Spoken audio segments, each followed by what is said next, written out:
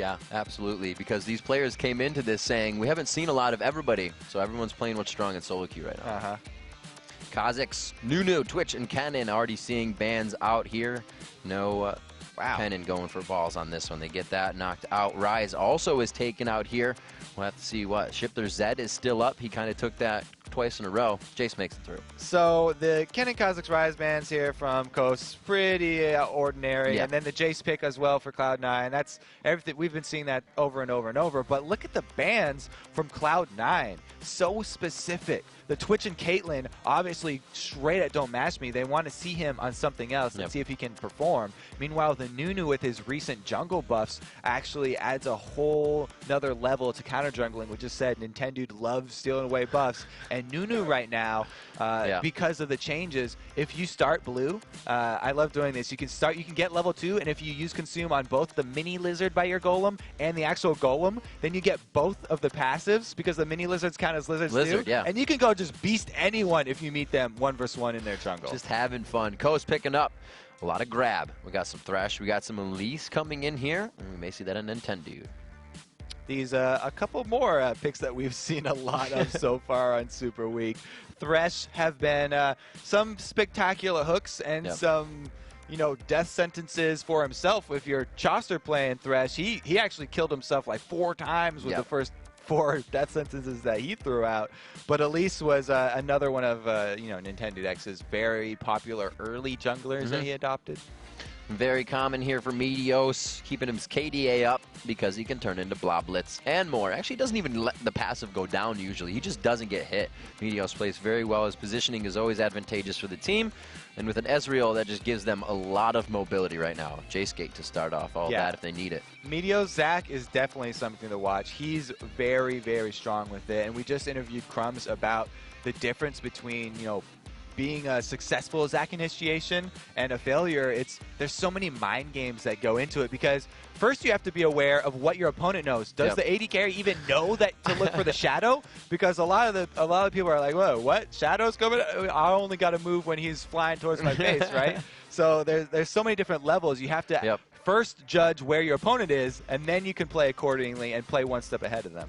And Shifter looks to be going on that Zed once again. He feels like it's pretty good. And it really works for this composition. He can chase down that Ezreal. He can get past, you know, if Zac ults in, and they do decide to lock that in. A lot more Grays being seen here in the summer split. Yeah, plus Shifter's just played that every single game. He's always if he can get Zed, he's picking Zed. Okay, got that one down on lock.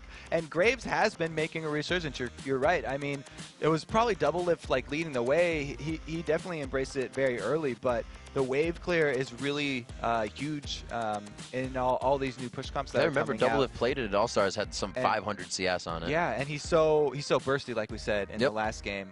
Very sort of AD caster oriented as far as ADs go. And we have the super insta-lock Rumble Sonar or Feed from Sneaky and Elimination here.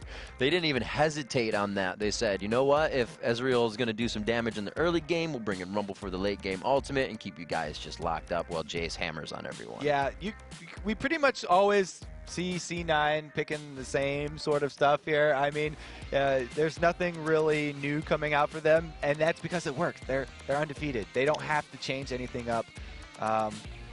Lemon Nation, he's definitely a big fan of Sona. We've always seen Thresh and Sona, the top 2 really supports right now. When one is not picked, then they'll just grab the other one. So not a surprise there. And I don't know if this is conditional or just the way it panned out and what they wanted to show for picks, but they saved that jungle pick for the last one. They showed Elise. They were kind of like, yeah, what do you guys think we're doing with this? And then he said, you know what? There's not enough to break me out of my ultimate. A quick stun on me, except for the crowd controller, Jace getting in, so maybe Zac. But he's still going to be able to get there. And he had the Oracles last time, so he was making sure he had perfect ults. Yeah, so Nintendo, the way he plays this tanky jungle, if our viewers didn't watch the earlier games, you know, from the beginning of the week, is he goes 9-21-0 masteries to go just super tanky Fiddlesticks right from the get-go. Yeah. And his runes are, you know, just AP Quince and Magic Pen Reds, pretty much standard stuff, and then armor on your yellows. But he builds extremely tanky too. He doesn't just mastery and rune for it. Right. He goes sight stones, and he's getting all these health items, and he even gets the early Oracle. So he goes very utility oriented and just building health tank. So Right. it's very interesting to see, and we'll have to see if he can actually make it successful twice, because the surprise factor's gone, and C9, we're definitely watching that game. The surprise factor's gone, but you have to consider he needs to be attacked when he gets in there, and that is your first intent. Fiddle's on me, quick attack him if you're not the one feared, kill him and walk away, because it's just going to be less damage. But when he takes all that damage, that means you have no cooldowns for the other people coming in on you, and that's really what is so scary about a tank Fiddle, because your mind says attack as soon as he comes in. We're on the Rift. We'll have to see if Cloud9 can keep their head in the clouds and keep themselves in the lead. Yeah, and the other big part about Fiddlesticks is he does bring so much utility to the game. That's why he's used as a support, you know, fairly often. He's got the huge bouncing silence that's extremely annoying that he gets from his Dark Wind, and then the Terrify, his fear spell, starts out level 1 is already 1 second, and it just goes up from there. I'm just shaking my head. This is such a scary level 1 from Coast. Obviously, they're walking by a ward, but to get hit up by everything they have, if you get feared from that range, there's quite a bit of range he can fear you at. Kind of deceiving. Ball's just on one side, says we're safe. Keep the hover down towards mid. We don't need anybody dying here. That's another thing when we're looking at early invades to keep in mind. When you have these junglers that have strong CC abilities, they almost never want to start that, and they'll only start a CC ability if they're guaranteeing a kill. Like if you're Nautilus or something, you do not want to start your hook, because that's going to mean your jungle's extremely hard. But if it means a guaranteed first blood, that's when we'll see people actually pick up that fear or that that hook. But Fiddlesticks, if he starts level 1 Terrify, it would be super a hard. horrendous time in the jungle, and he would have to have help on his buff to get him level 2. He is not. They didn't push in too far. Holding the skills, it looks like he does get his drain off first. Actually, he hasn't chose the skill still. And now he puts it in. Drain just go. Actually, yeah, Dark Winded it. But they are going to have a normal start here. It looks like Shifter is going to be edging down towards the bottom side, but Daydreamin' is in sort of this, we've seen it a couple times already, where we have post someone down at the bottom of the blue buff to be a live ward, a sort of moving man, human ward, as CLG called it, just so that the very, very common invades on blue nowadays are not successful. Looks like Coast is going to try and pressure mid with the AD carry dual lane. We got Daydreamin' and MOHGamiing up against High. High should be able to just quickly poke this lane out and not have too much trouble, but we may see Meteos giving him some attention in that mid lane. And some of the reasons that could go into the decision not to send your ADN support top and go mid instead are, of course, you know, the roaming support from mid, and that's great for counter jungling. But also, if you look at the champions, you've got Jace at mid and Rumble at top. Rumble, everyone always talks about how Rumble's so effective even on a small economy. If you starve him of gold early, he can still have a great impact on the early team fights. And whereas Jace needs to get ramped up early. You know, he needs to get that tier, start stacking, and then pile on the attack damage. Meteos just hopping into this bottom lane, soaking up some experience and helping them get the push on. See if Nintendo tries to make any moves off of this. Fiddle not really too effective until you get that ultimate up, unless you just kind of waltz into lane on your stick legs.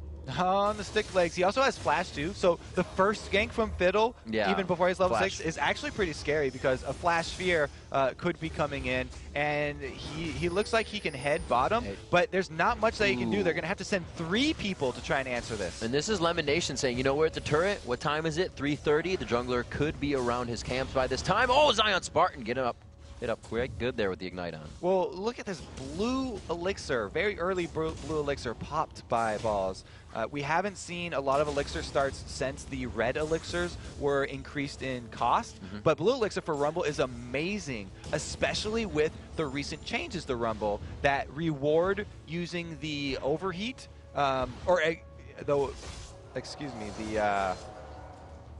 what's it called when it's in the middle? The danger zone? Yes. Yeah, that's a much better name anyway. The danger zone. They reward you for using the danger zone and keeping your heat in that middle sector where you get an extra 50% damage now. So cooldown reduction from that elixir does help out there.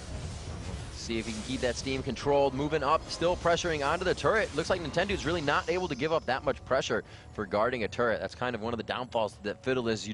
The presence in the lane, like you said, is from the flash engage. The walk up isn't very scary. Yeah, Fiddle doesn't have great, wave clear. He's got level 2 Dark Wind. Actually, he's maxing that dark, or at least putting early points into the Dark Wind first.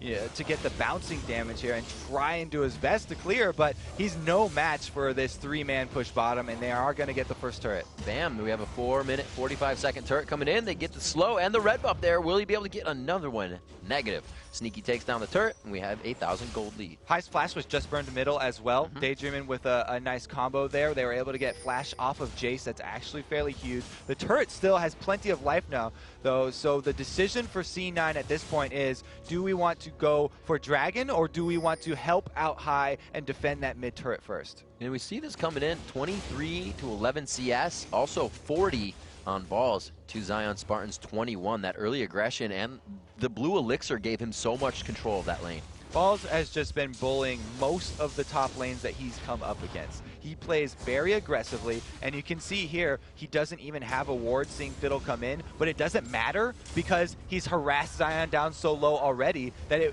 they can't gank him successfully, or else they would die. We'll see what he has to go back and buy as well. He's against that Elise.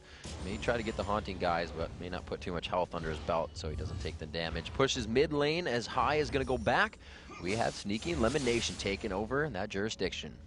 So they do decide to go with the protection of the mid turret. Good call right there. They're going to keep their perimeter secured, and it's going to be a much harder here for the Don't Match Me Daydreaming to get any damage on this turret, because the global gold already is in the advantage here for C9, and Sneaky just went to go purchase, so he's got plenty of attack damage boost from the early spike of long swords and Doran's blade.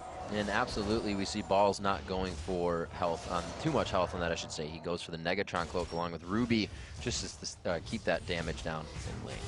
Yeah, so revisiting the top lane there, the Balls, as a jungler, one of the most scary things is seeing a Rumble up top get ahead early, because you are very scared to go gank that Rumble. You can't just reset the balance of that lane by ganking for your top laner, because Rumble has so much AoE damage that if you gank him and there's even a possibility of a counter gank, you guys will just get wrecked, because Rumble does so much AoE damage, he'll bring you down both at the same time. A lot of pressure being put down mid. The Lantern comes in. Nintendo gets in range. The Fear is down. Sneaky is as well. First blood going to Nintendo. The first one counts from him. And that was a level 1 Terrify. So it's still only 1 second, but that was enough. He's got also the silence from Dark Wind to follow that up, and they're able to keep Sneaky down. You don't always need a flash.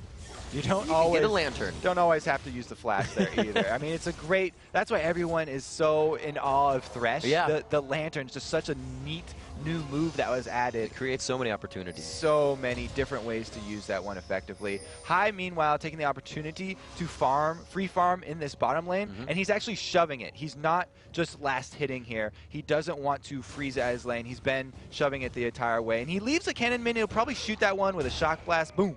Gets that one as well.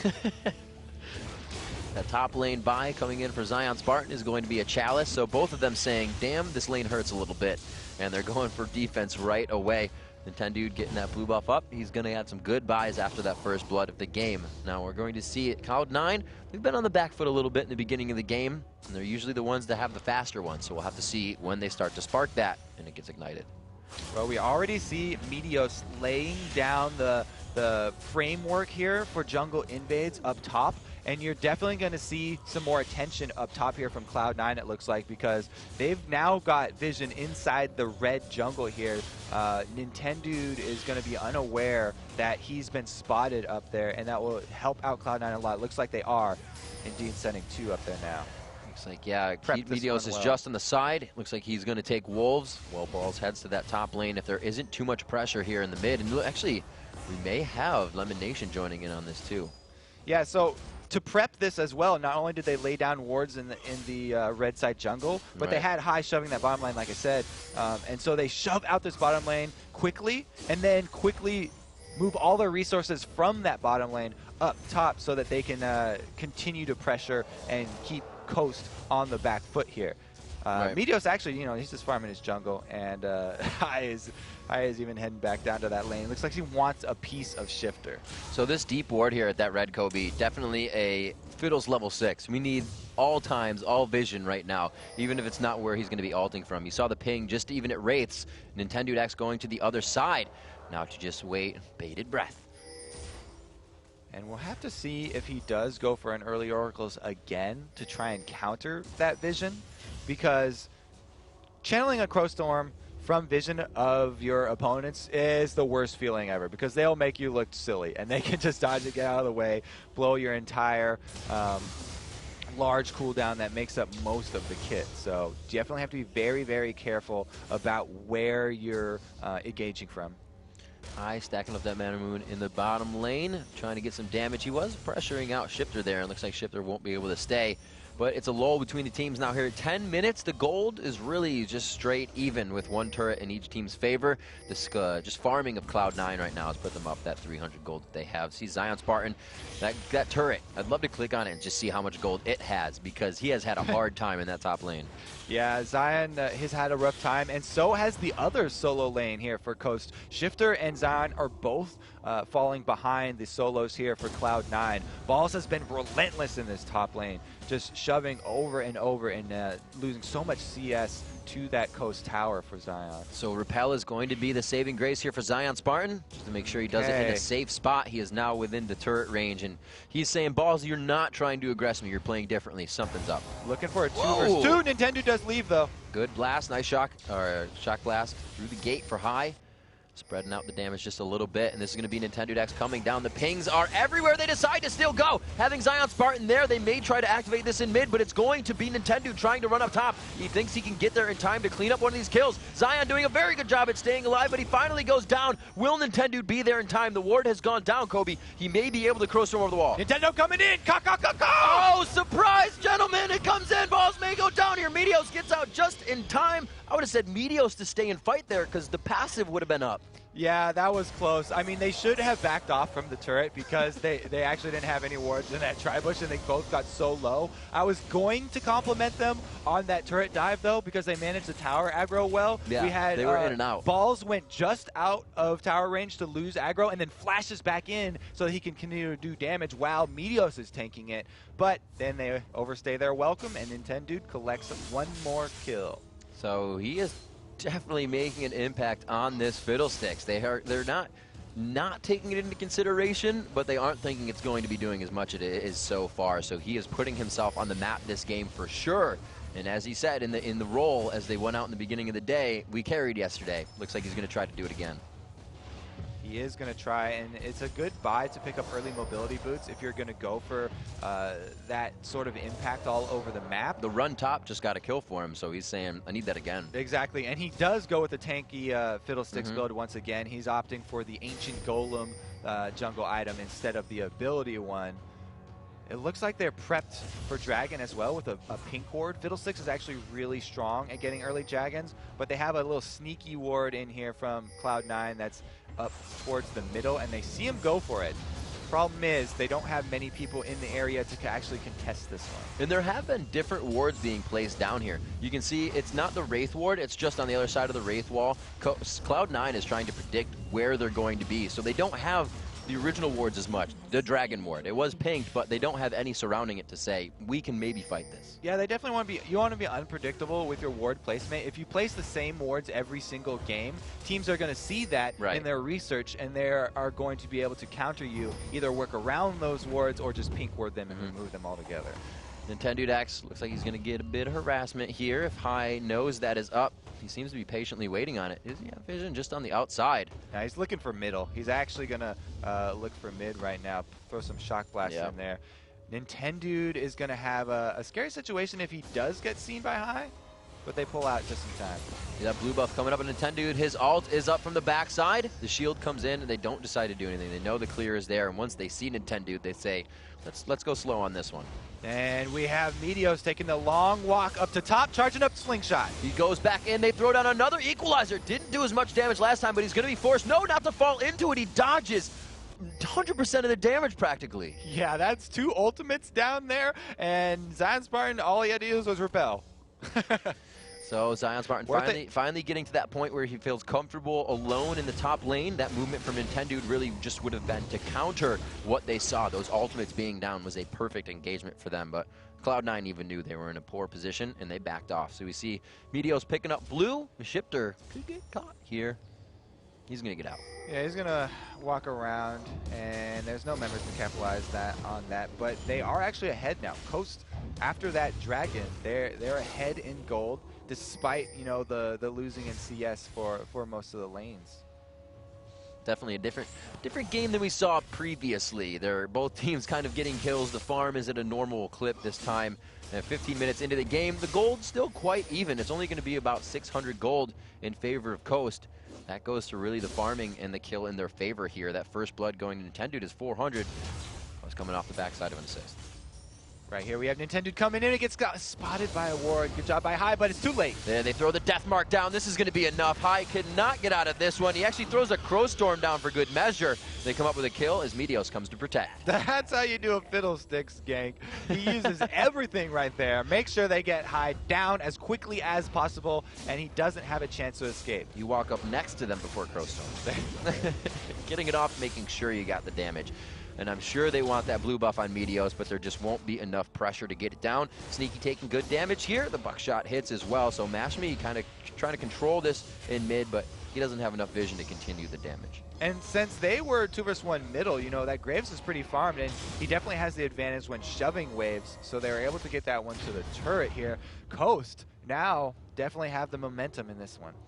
Zion Spartan, I think for the first time, really pushing his lane up here, feeling confident to be in a spot where, you know, balls could actually kill him, but he's been getting out of it. Zion playing very well after the first few hits in that top lane. True shot barrage from Ezreal to clear out mid as everybody's just figuring out some core item buys as they start to come in at 16 minutes. Like we said, we have those spirit golems coming out, haunting guys for both of the top laners. Yeah. They have very, very similar builds. They would almost be the same if Zion didn't have to use mana. Instead of getting the Negatron Cloak, he went with the Chalice, which is a little bit less magic resist, but he also gets a bunch of mana regen. So they pretty much have the exact same thing going on here, going with spell penetration and resistances for both. The penetration indeed. The Sork Boots just picked up onto balls there. Daydreaming, throwing out Crow. Trying to shut everyone up for a second. They get off the turret. The turret's been taking damage just gradually. It doesn't seem like it's a focus for them to take that down, though. Why? Well, they would definitely love to take it down if they could, but it's very hard because Graves has the wave clear, and here goes the ultimate from Nintendo. Crow Storm over the wall. Will Lemon Nation decide to ultimate on this one? They're right in front of him. He still is holding it. There he goes with the ultimate. He was waiting for balls to come in. The Flame Spitter now to come out, and he overheats perfectly with it to continue the auto attack damage. Lemon Nation waiting until they're on the Rumble ultimate there, trying to keep them in place for the burn damage, and they are able to answer back. Oh, man, I was about to phone home and tell him to crescendo. And he hit it at the perfect time, the equalizer after. These guys are really playing with cohesive measures, if you will. Wait until you see the whites of their eyes. Exactly. Meteos pushing the top lane now, Kobe. We're 18 minutes in, and Coast is kind of starting to dictate these fights a little bit. They seem like they're in the upper hand. It looked like a hectic fight, but like I said, Lemon Nation held the crescendo because they were just so patient. They knew they had the upper hand. Yeah, and now Balls trading blows here with Zion once again, both trying to delay each other to get up to this top turret. So Meteos actually comes out ahead, finishes it off, and that will be another tower down here.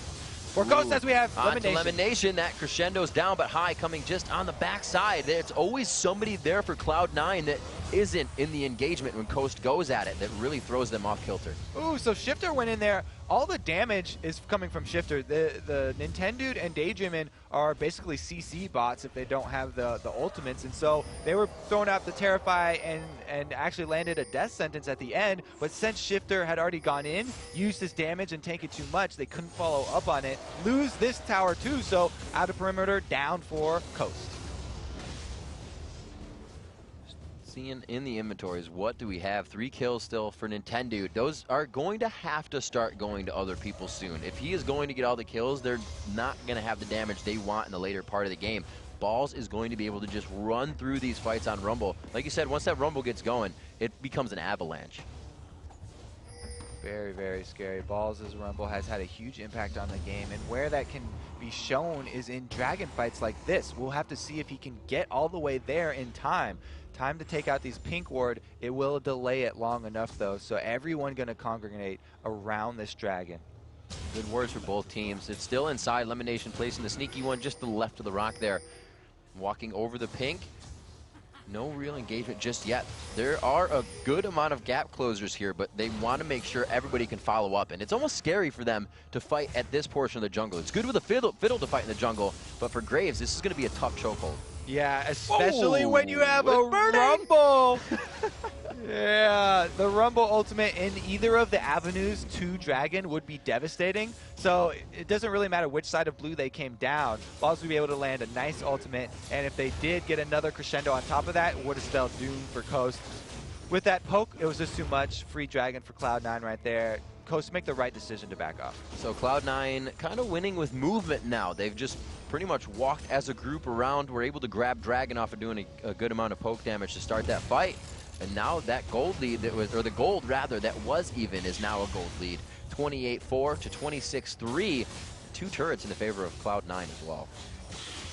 They still have their bottom and top turrets up, which means so much more to them. You can see there's 0 wards here for Coast inside the Cloud9 half of the map. And that's because their defenses are still up and they're able to keep the rest of Coast all the way on their side. Definitely something that's worked in advantage of Cloud9 is their pressure to win games very early. 1, 2, 3 turrets means taking that 1 turret for Coast was super hard. Yeah, it was the middle one, but all 3 of their outer are down right now because Sneaky and Lemon went so hard on bottom lane.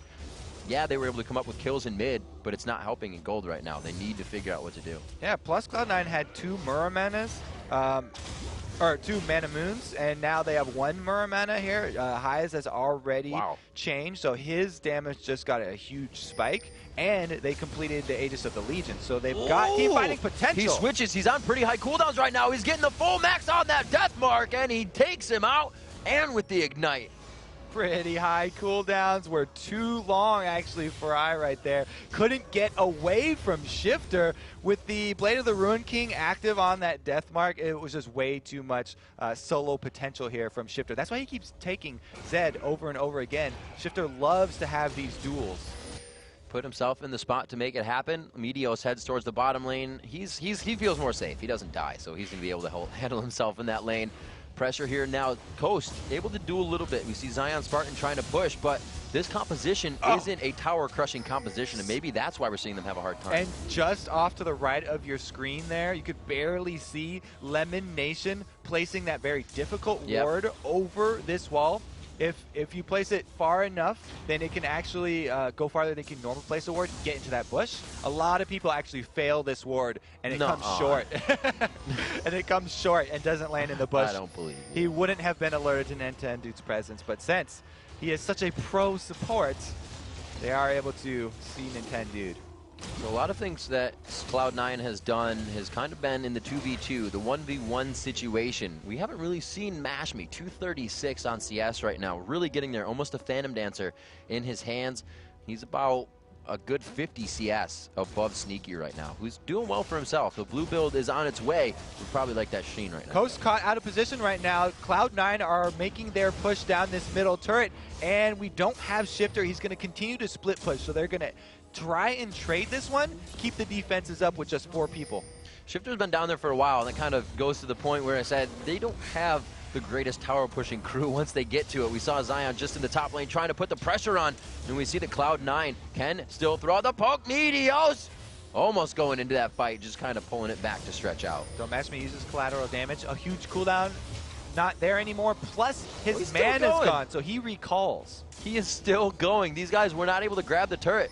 They may not have the turret pushing abilities, but with Graves there, they are able to stop the sieges. Coming back from their base, MOHGamiing is actually back right now. They're going to get some good pressure here. A 1 turret in the bottom lane, but Shifter has taken 2 to the 1 so far. Now evening that up, it's going to be 4 turrets in favor, of Cloud9. Shifter canceled his recall also. Now he's going on that inhibitor turret. He's continuing to shove this wave, and Cloud9 have to answer this one. There's a crescendo flash in, but it was the fear. Balls was not ready to engage with them. Sneaky gets pulled in, completely boxed up, but he gets the arcane shift out very nicely. It's going to be the 1v1 again between Shifter and High. Nintendo needed every little piece of health that he's built right there. He was under 100 HP. High looks like he's got the good push. Shifter definitely taking a bit of damage.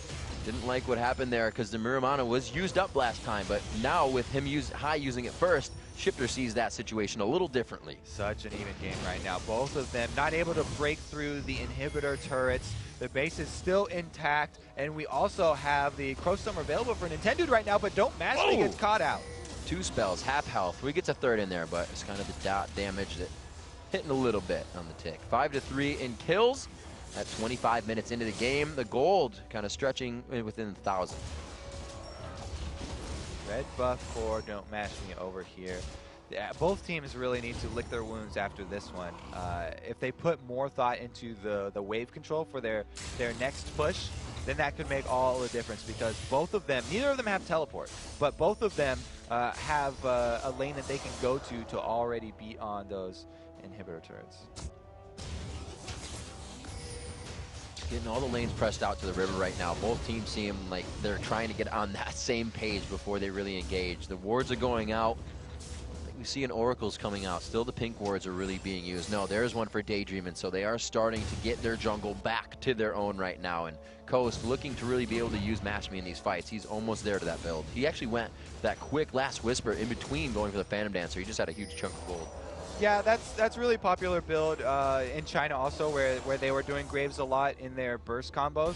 Just using him sort of as that AD caster, AD carry role, where you get so much damage for Graves with his kit if you build raw attack damage and armor penetration.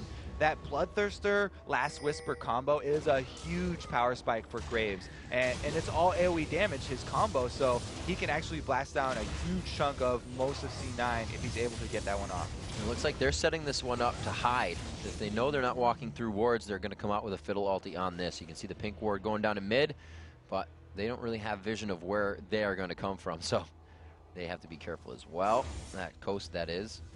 It's just going to be Cloud9 making their way to their own jungle. They want to figure out where Coast is before making a move. Very safe play by both teams right now. Shifter is constantly split pushing, and this has awarded him the highest level in the game.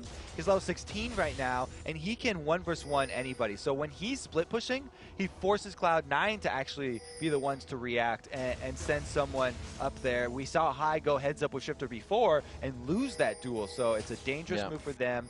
Shifter just needs some more vision, and he can go aggressive. He's doing work for himself. We got to remember, I think when we called it before, it was like 25-9 CS. Jace was up on Shifter in the beginning of that game. It's almost the same thing that happened to Mandatory Cloud. Same story. They pressured him so hard in the beginning, and then you let him go, and he's able to bring the game back for his team. Now 2-0-0, he's looking like he can do that. Yeah, I mean, the experience is even more important than the gold here. He's got the level 3 of his death mark because of that 16, so he can definitely burst down any one of these Cloud9 members. Oh, standing on the pink. They try to go for the hook, but hesitate just a little too much. They wanted to get him unexpected on the walkout.